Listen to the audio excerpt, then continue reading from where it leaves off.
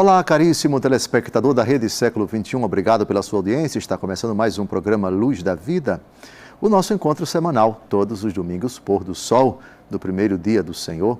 Que alegria estarmos aqui reunidos, eu do lado de cá, você do lado de lá, do seu celular, do seu televisor, do seu computador, para nos próximos 30 minutos refletirmos sobre verdades importantes da nossa fé católica apostólica romana.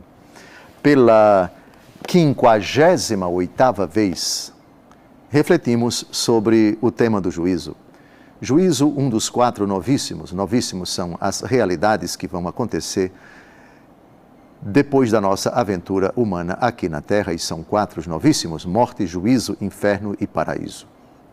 Ao mistério da morte dedicamos 29 programas, ao juízo 58 com esse, 58 programas com este, e estamos já na reta final do juízo, porque estamos tratando do juízo final, que é o arremate de toda a história da humanidade, quando todos os homens se reunirão diante do Senhor, divididos em 2 categorias, para o pronunciamento do julgamento, da sentença definitiva de Jesus sobre toda a humanidade.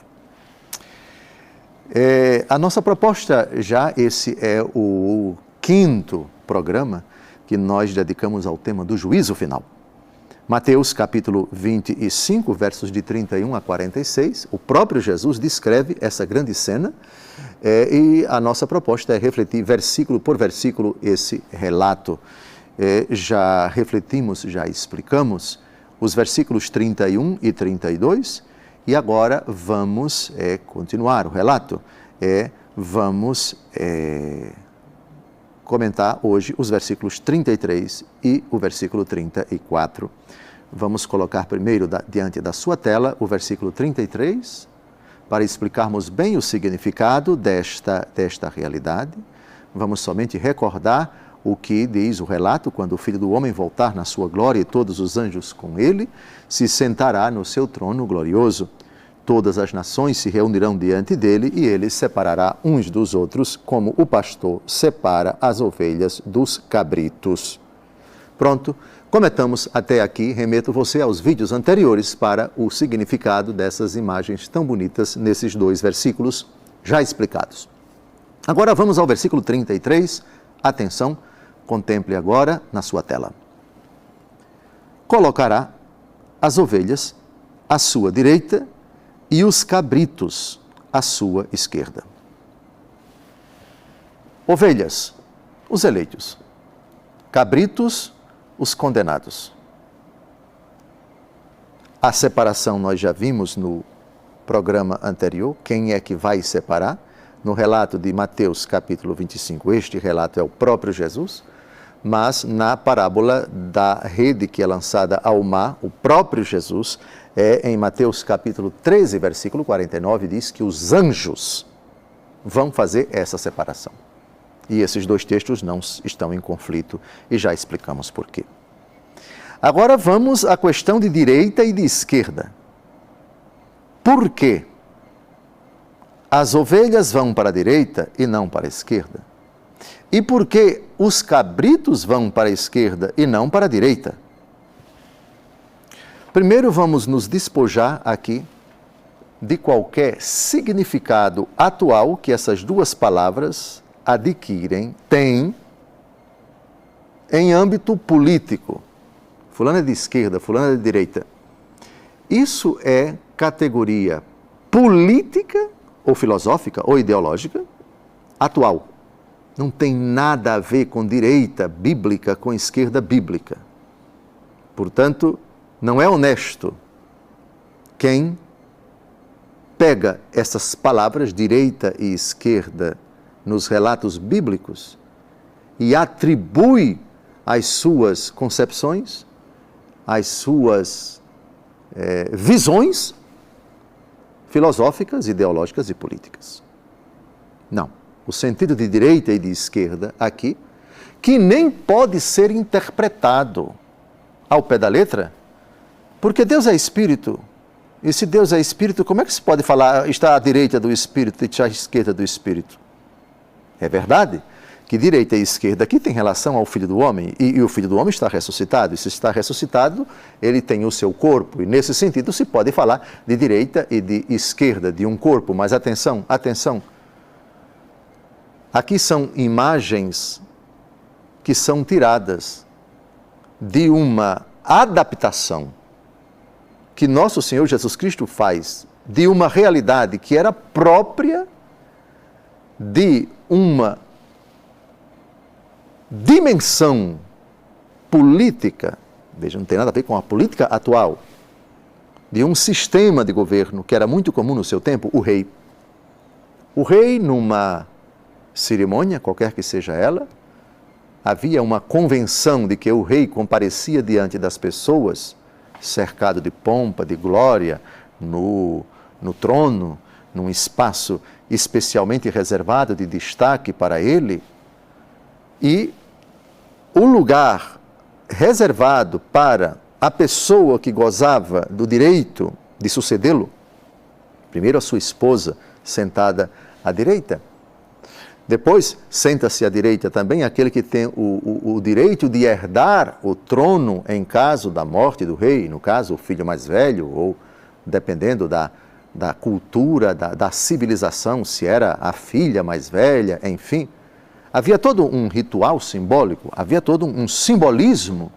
Portanto, esse lugar reservado para fulano, entre os reis, os imperadores, os monarcas daquele tempo. Era uma convenção, era uma convenção. Portanto, dizer direita equivale ao lugar reservado a quem tem uma especialíssima dignidade, goza de uma prerrogativa, de uma atenção, de um valor, de um significado, de uma posição muito parecida com a do rei que está sentado no trono, no lugar principal. Ora, o mundo bíblico se vale, os autores sagrados utilizam essa imagem comparativa justamente para tratar de realidades transcendentes. Portanto, do significante direita e esquerda, se transpõe para o significado. De sorte que, na Bíblia, o significante tem um significado bem preciso. Jesus está sentado à direita do Pai. Recitamos no credo. E esse é o ponto central, aliás, o ponto fundamental para nós entendermos por que as ovelhas vão para a direita. Porque as ovelhas ficam enfileiradas do lado daquele que está sentado à direita do Pai. Essa é a questão. Para isso, vamos agora evocar a autoridade da própria Escritura, Mateus capítulo 22, versículo 44, palavras do próprio Jesus. O próprio Jesus, aqui diante de uma disputa, qual é o contexto aqui de Mateus capítulo 22, versículo 44? Os fariseus chegam perto de Jesus e fazem uma pergunta capciosa, uma pergunta maliciosa. Jesus retruca com outra pergunta: que pensais vós de Cristo? De quem é filho? Responderam: de Davi. Como então, prosseguiu Jesus, Davi, falando sob inspiração do Espírito, chama o Senhor dizendo... Aí vem agora Jesus citando literalmente o Salmo 109, parágrafo 1º. Vamos ao texto. O Senhor disse a meu Senhor: senta-te à minha direita, até que eu ponha teus inimigos como por escabelo dos teus pés. Senta-te à minha direita. Esse salmo é messiânico. O Senhor disse: tu és sacerdote para sempre, segundo a ordem do rei Melquisedeque. Todos nós sabemos, e esse tema é retomado muito retomado, e mastigado continuamente, por assim dizer, pelo autor da carta aos Hebreus. O autor da carta aos Hebreus cita este salmo várias vezes, O Senhor disse ao meu Senhor, isto é, Deus Pai está dizendo a Deus Filho, senta-te à minha direita. Pronto. Está explicado por que as ovelhas ficarão à direita do Filho do Homem, que, por sua vez, no presente momento está sentado à direita do Pai. É verdade que quando Jesus vier, já vimos isso em Mateus capítulo 25, versículo 31, ele se sentará no seu trono glorioso. Seria outro trono, já que ele está sentado à direita de Deus Pai? É o trono do juízo. Jesus está sentado à direita de Deus Pai até o fim dos tempos, na condição de advogado. Ele vive a interceder por nós, diz a carta aos Hebreus, capítulo 7, versículo 25. Ele está sentado à direita de Deus Pai, onde vive a interceder por nós. Portanto, sentado à direita como advogado, mas sentado no trono glorioso como juiz. São duas funções diferentes. Uma antes do fim do mundo, uma antes do julgamento final, e a outra posição é quando ele vier em glória, assentar-se-á no seu trono glorioso. O segundo texto que chama a atenção é Mateus capítulo 26, versículos de 62 a 64. Vamos ao texto. Levantou-se o sumo sacerdote e lhe perguntou, nada tens a responder ao que essa gente depõe contra ti? Jesus, no entanto, permanecia calado. Disse-lhe o sumo sacerdote, por Deus vivo, conjuro-te que nos digas se és o Cristo, o Filho de Deus. Jesus respondeu, sim. Além disso, eu vos declaro que vereis doravante o Filho do Homem sentar-se à direita do Todo-Poderoso e voltar sobre as nuvens do céu. Sentar-se à direita. Aqui é a categoria do próprio Jesus. Portanto, que fique bem claro que direita e esquerda são categorias bíblicas com o sentido dado por Jesus e não categorias modernas, contemporâneas, de enfoque político, filosófico ou ideológico. Está terminando o nosso primeiro bloco, não saia daí, porque no segundo bloco vamos dar continuidade à explicação, ponto por ponto, categoria por categoria, desse fascinante relato do juízo final. A separação é bem precisa, ou direita ou esquerda. E já sabemos por que as ovelhas vão para a direita. E por conseguinte, por antagonismo, por incompatibilidade, as outras vão para o lugar oposto, que é a esquerda.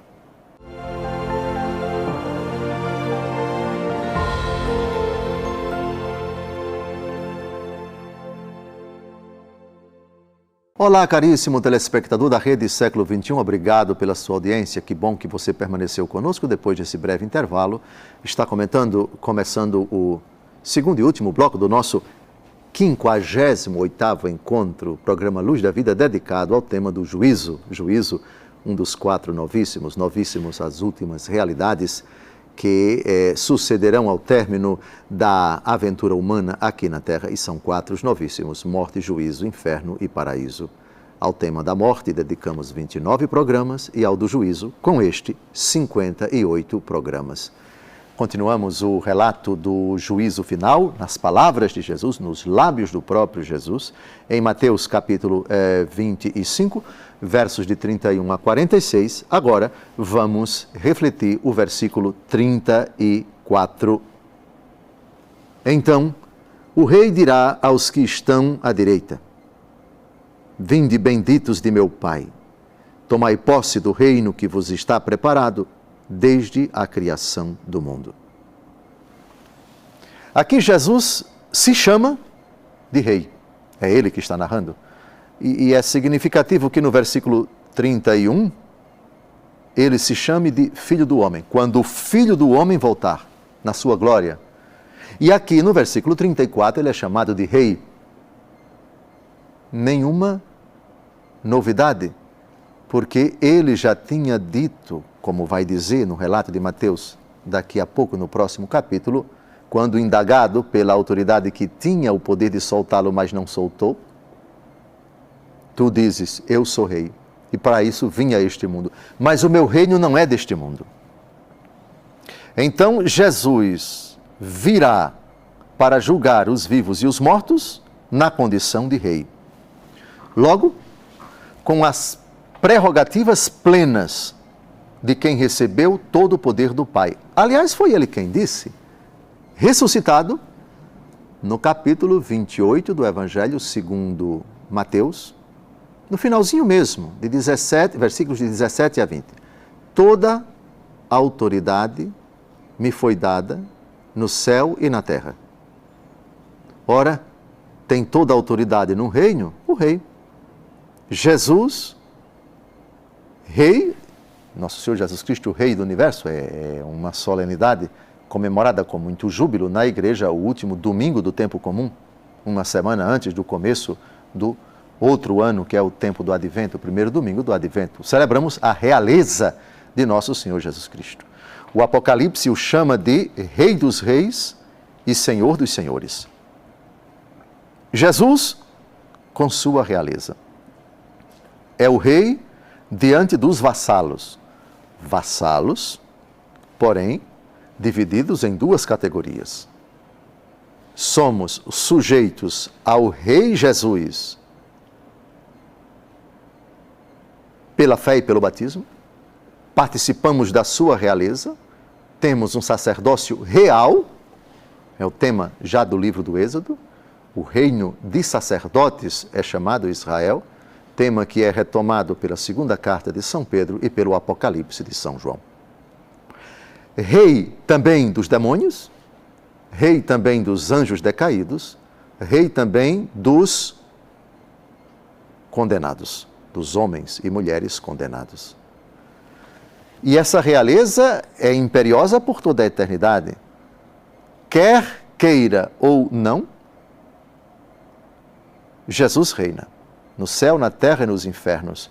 Na 1 aos Coríntios, capítulo 15, São Paulo diz essa frase lapidar: é necessário que ele reine. Ou seja, o reino dele não é acidental, não é facultativo, não é opcional. Jesus Cristo não reinará somente nos corações que o aceitam. Não.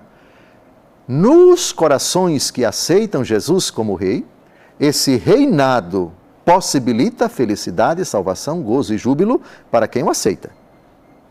Mas quem não aceita, ele continua a reinar. Mesmo que a pessoa não queira, mas Jesus é rei. E o será.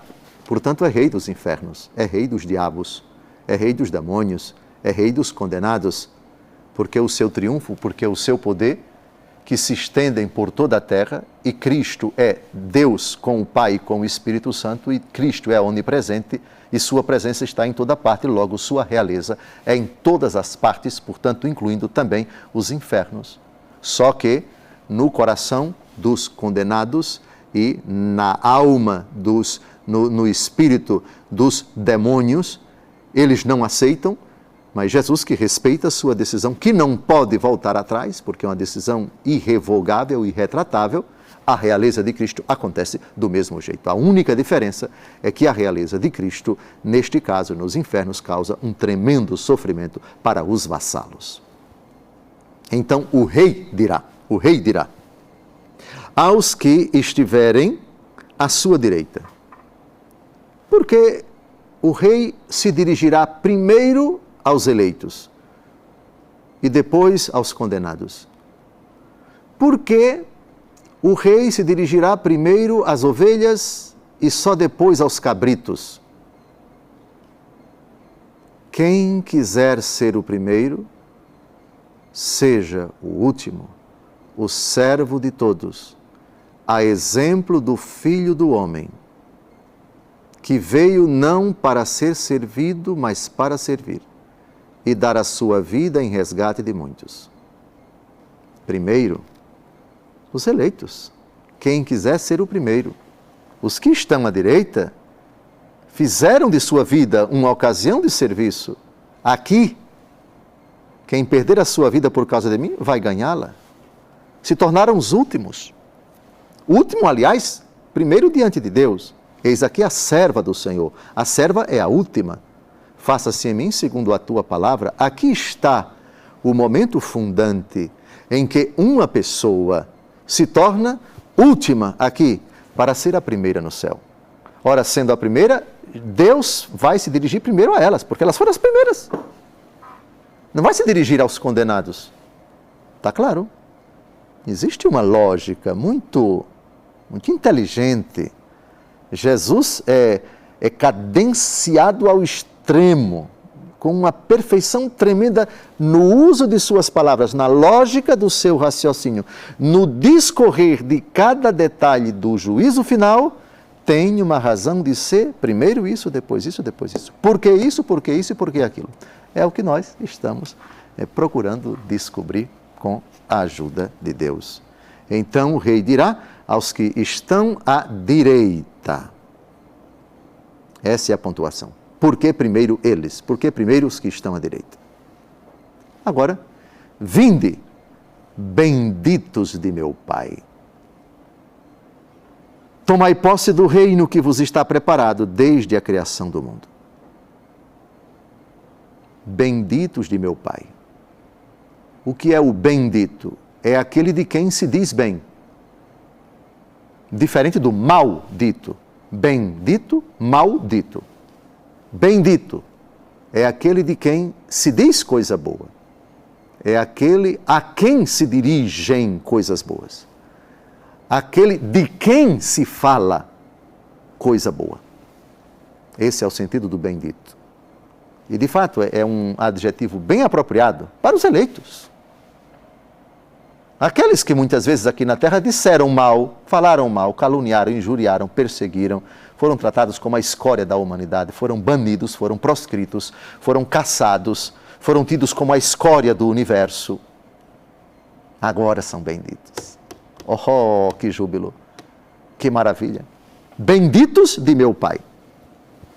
Sim, é claro, eles são benditos de Jesus? São, mas são primeiro benditos do Pai.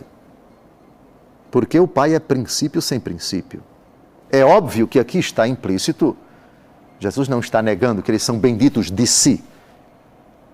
Mas não precisava Jesus ter dito, primeiramente, vinde meus benditos, ou benditos meus. Está implícito. Tudo que o Pai tem é meu. Se o Pai tem o poder, Jesus tem o poder. Se o Pai tem a sabedoria, Jesus tem a sabedoria, porque Ele também é Deus. E tudo que é do Pai é do Filho, tudo que é do Filho é do Pai. O próprio Jesus recita isso na oração sacerdotal em João capítulo 17. Portanto, ao dizer, vinde benditos de meu Pai, Jesus está dizendo, vinde benditos, meus benditos, como está também dizendo, vinde benditos do Espírito Santo, porque o que se diz, há algo que se pertence ao Pai, também pertence ao Filho, porque o Filho é Deus com o Pai. E se pertence algo ou alguém ao Pai e ao Filho, pertence também ao Espírito Santo, pertence à Trindade como um todo. Vinde benditos do Pai, portanto está incluída nesta frase a convicção de que esses benditos são também do Filho e esses benditos são também benditos do Espírito Santo. Benditos de meu Pai. Tomai posse do reino. O que é tomar posse? Participar. Não que o reino do céu, a felicidade sem fim, vai se tornar algo de papel passado. Aliás, esqueça papel, esqueça cartório, esqueça essas concepções. É uma imagem muito sugestiva para dizer, vocês vão participar dessa felicidade. Ela é de vocês. Aqui está o prêmio. Desfrutem de tudo isso. O reino do meu Pai. Atenção! Reino do meu Pai, no Pai Nosso, venha a nós o vosso reino. Aqui, nesse exato momento, cumpre-se de maneira plena e definitiva aquela petição, o anelo, venha a nós o vosso reino, no Pai Nosso, não se vai recitar mais, venha a nós o vosso reino. Aliás, eu me pergunto se há sentido recitar o Pai Nosso no céu, porque seja santificado o vosso nome. No céu ele é plenamente santificado. Aqui na terra pode ser, e pedimos que seja. Venha a nós o vosso reino. No céu, como? Se já tomou posse, para que recitar isso no céu? Seja feita a vossa vontade. Para que recitar isso no céu, se a vontade no céu de Deus é plena, assim na terra como no céu? A terra vai ser transformada E no céu já é uma realidade plena. O pão nosso de cada dia nos dai hoje. Não precisa mais nada para nos alimentar, mas Cristo é o nosso alimento. Ele saciará nossa sede e nossa fome plenamente na glória. Perdoai-nos as nossas ofensas, assim como nós perdoamos. Não tem mais ofensa, não tem mais pecado na glória. Por favor, não nos deixeis cair em tentação. Não tem mais tentação no céu. Livrai-nos do mal. Não tem mais o mal no céu. Para que recitar o Pai Nosso? Recitamos, venha a nós o vosso reino, porque estamos a caminho. Tomai posse do reino que vos está preparado desde a criação do mundo. O céu foi querido por Deus, preparado por Deus. O inferno não. Disse do inferno, ele vai falar lá na frente, preparado para o demônio e para os seus anjos. Deus não preparou o inferno para ninguém. Quem for para lá é por livre decisão sua, não porque Deus criou uma realidade triste para uma pessoa participar. Não. Mas o céu foi preparado desde a criação do mundo. O céu foi querido por Deus para nós. Está terminando mais um programa. Com a graça de Deus, desejo uma semana abençoada. No próximo domingo, continuaremos o relato do juízo final. Deus abençoe sua vida. Até a próxima semana, domingo à tarde, se Deus quiser.